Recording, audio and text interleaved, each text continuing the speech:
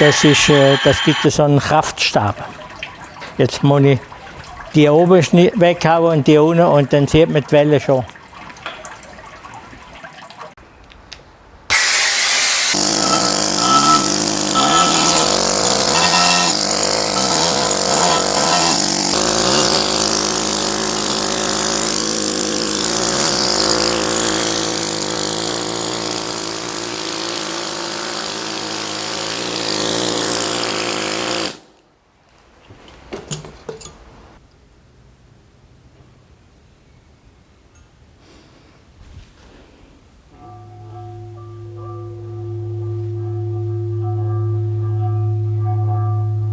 Den Stein habe ich für mich gemacht und dann gibt es Leute, die sehen das und dann gibt es Leute, die wollen das auch.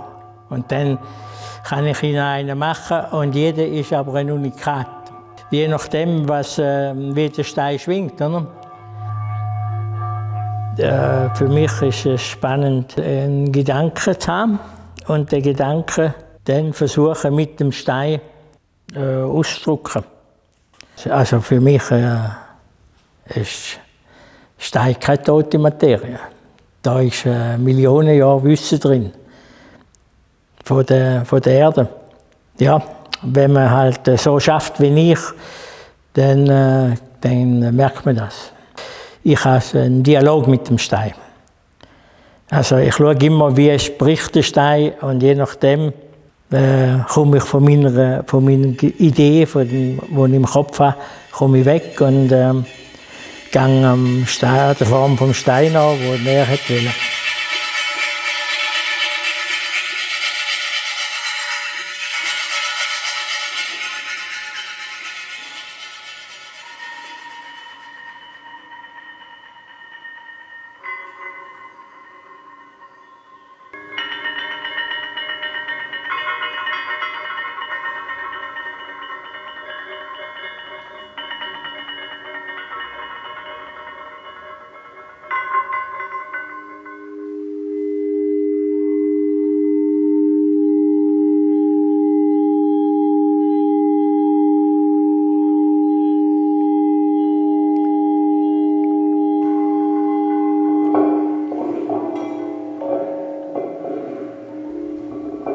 Es sind halt verschiedene Ebenen. Oder? Also das eine mit den klingenden Steinen, wo ich zusammen arbeite mit Musikern. Dann gibt es Skulpturen, das ist wieder etwas ganz anderes. Da jetzt bei dem Stein, der ist hochpoliert, hat Lichtreflex drin, in dem Schwarz drin, spiegelt das Licht und das interessiert mich einerseits, weil ich mit Graphit arbeite, also Zeichnungen mit Graphit, wo sich das Licht auch wieder drin spiegelt. Die Blätter sind nicht aufgezogen, sondern sind nur an den Rändern festgemacht, fixiert, damit das Reliefartige auf dem Blatt rauskommt. Und das Graphit ist ja eigentlich aus Stein gemacht. Oder? Und dann, es gibt so verschiedene Bereiche, wo ich tätig bin.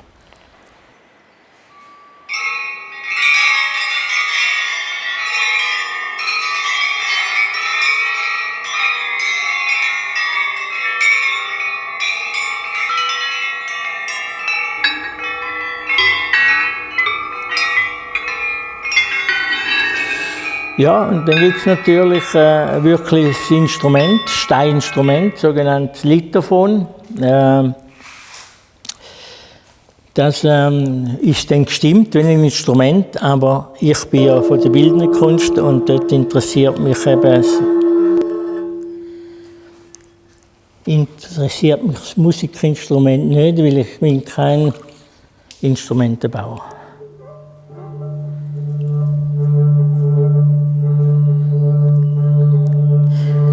Und jetzt lege ich da noch einen Stein drauf.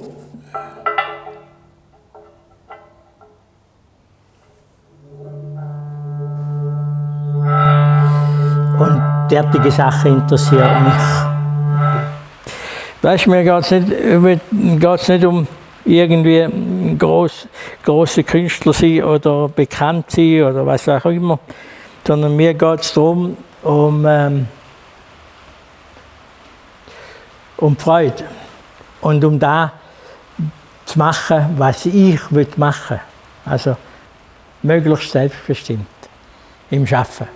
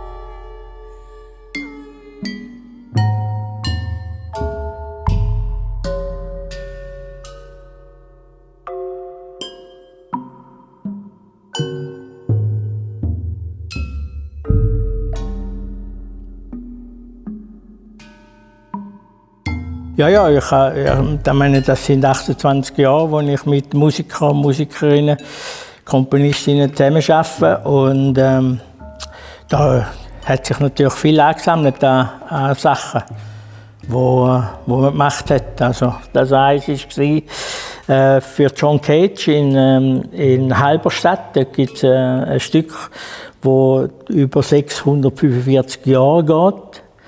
Und in einem Cage-Jubiläum habe ich dort oben auch mit der Klangstein gespielt und so weiter. Also es gibt da ganz, ganz viele Sachen.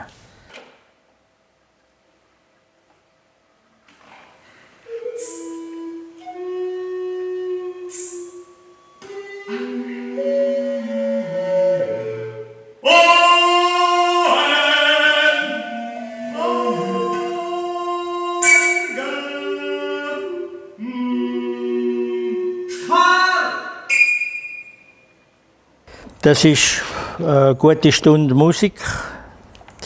Die Interpreten und die Sängerinnen und Sänger haben das alles auswendig lernen.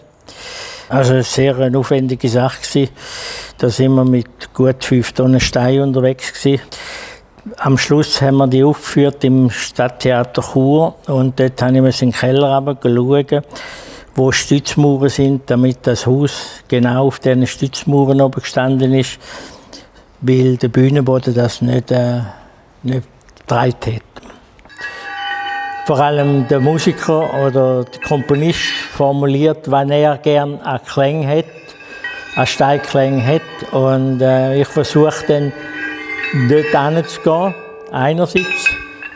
Und andererseits aber sind es auch immer Objekte, die einen ästhetischen Ausdruck haben. Und so muss ich einen Kompromiss suchen, wo mein Bedürfnis plus das Bedürfnis von dem Komponist befriedigt. Und das ist Marek Koppelend, der war Kulturminister in der Prager Frühling. Und das ist ein Stück Gebet des Steins für Stimm- und Klangstein.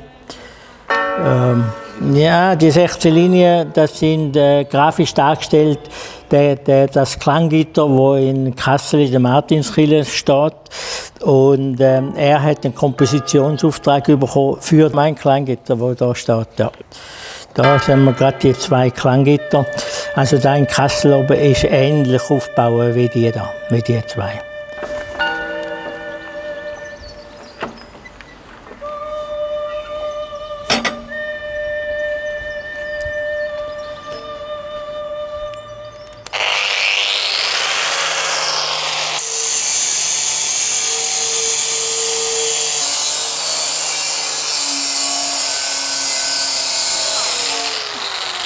Jetzt soll ich hier die Fläche abschmirgeln und das gibt jetzt den zweiten Stein, den Zwillingsstein zum anderen, den ich drin schon habe.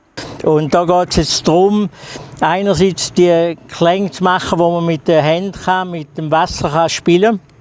die Bordunklänge. Andererseits kann man, dass man kann, die Steingeräusche machen, man kann den Perkussion spielen. Also, da gibt es einen Stein, wo man relativ viele verschiedene Sachen drauf machen kann. Schwierigkeit ist immer so, ich weiß eigentlich ungefähr, was sollte rauskommen, aber was dann tatsächlich rauskommt, das ist wieder die Herausforderung und auch Spannende, wenn die Schnitte dann gemacht sind, ob es dann auch so klingt, wenn ich ungefähr denke. Also jetzt, wenn man ganz konkret zu dem Zwillingsstein, den ich jetzt mache, gehen, dann bin ich vielleicht einen Tag oder mindestens 2 Tage einfach nur da gewesen, nichts gemacht, rumgelegen, aber immer mit dem Stein im Kopf so. Und plötzlich weiss ich ganz genau, was ich machen will. So.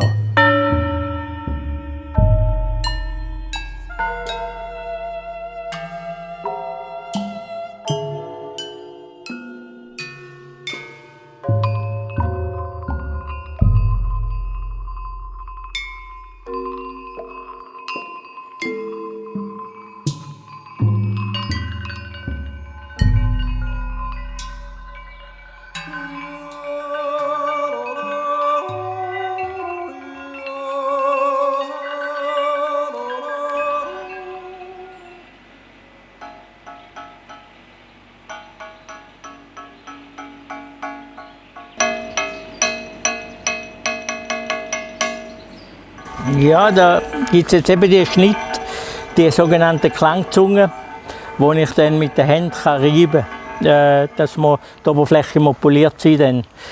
Aber ob es dann funktioniert, ist eine ganz andere Sache, weil ich weiss nicht genau, wie breit dass die Klangzungen werden müssen.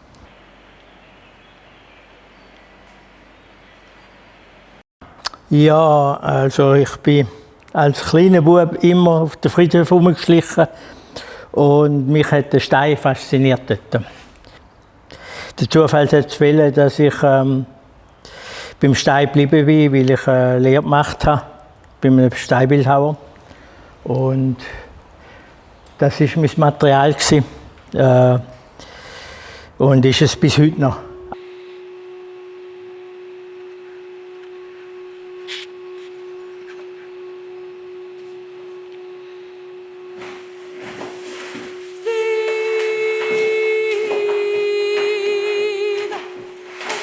Das ist ein Stillleben, es war lustig, ich hatte die Tulpe draussen und dann ist eine ganz kalte Nacht oder 2 und was passiert ist, die Tulpen haben runtergeklampert.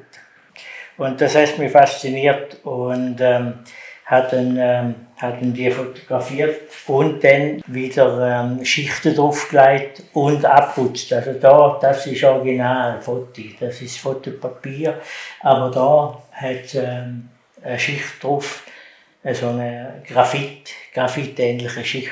Das ist eine schnelle Arbeit, also da muss man schnell sein, sonst funktioniert es nicht. Also da geht man mit der Emulsion drüber und wäscht dann wieder weg und macht wieder eine Schicht und wäscht wieder weg. Ja, spannend.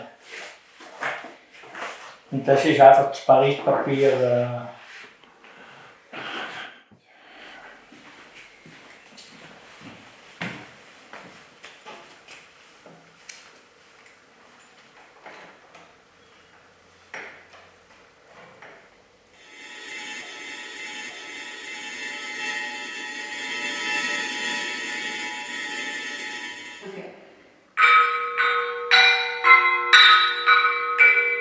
Gut,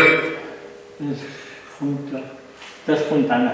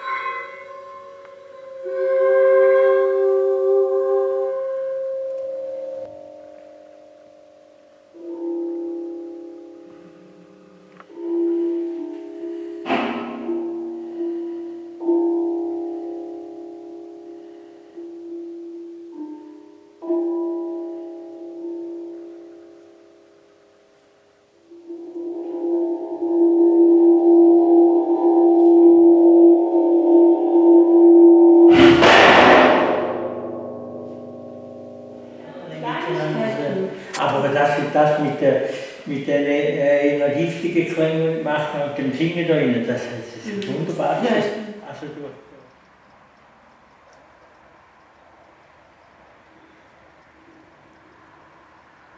ich stand auf am Morgen und bin in meiner Arbeit rein.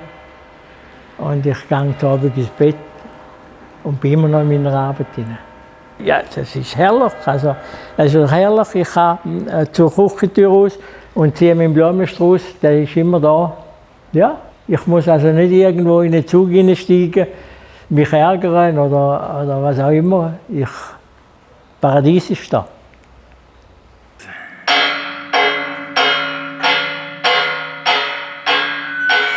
So ging es mir auch. Weißt du, das ist die Zufälligkeit interessiert mich und nicht das Instrument. Für mich ist jetzt das der Zwillingsstein.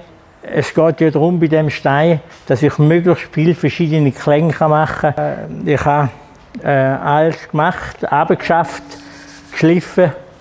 Und beim Freund habe ich einfach die Schnitt machen, weil ich habe keine Maschine, wo ich das machen kann. Die muss ich noch einspielen, dass die eigentlich besser kommen.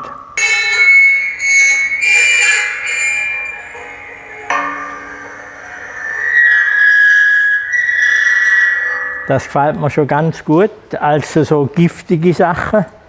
Jetzt bin ich in dieser Phase, wo ich anfange zu schauen, wo die einzelnen Sachen kommen.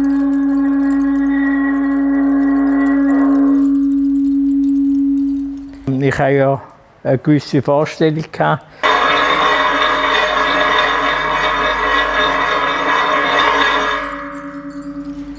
Und ja, im Nachhinein würde ich meinen, hätte ich da vielleicht noch ein bisschen kleinere machen.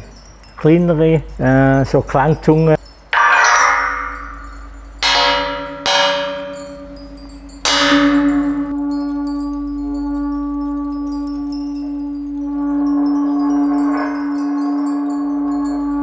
Es gibt noch ein paar kleine Sachen, die ich mache, aber im Großen und Ganzen ist es so fertig.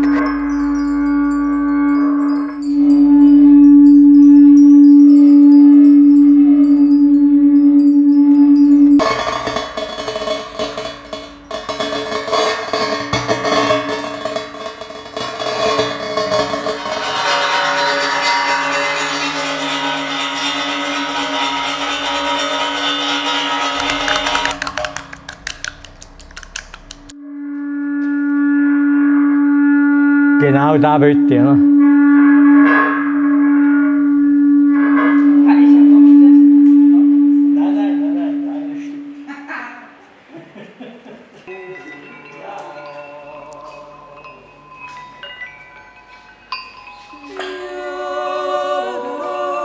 Es hat immer wieder die Situationen gegeben, wo ich eigentlich kein Geld hatte, um einen Stein zu kaufen für die Arbeit, die ich machen wollte. Und ich habe das einfach gekauft. Und es hat immer funktioniert, ja, einmal zahlen. Und ich kann gut verdrängen. Wenn ich das nicht könnte, hätte ich schlaflose Nächte.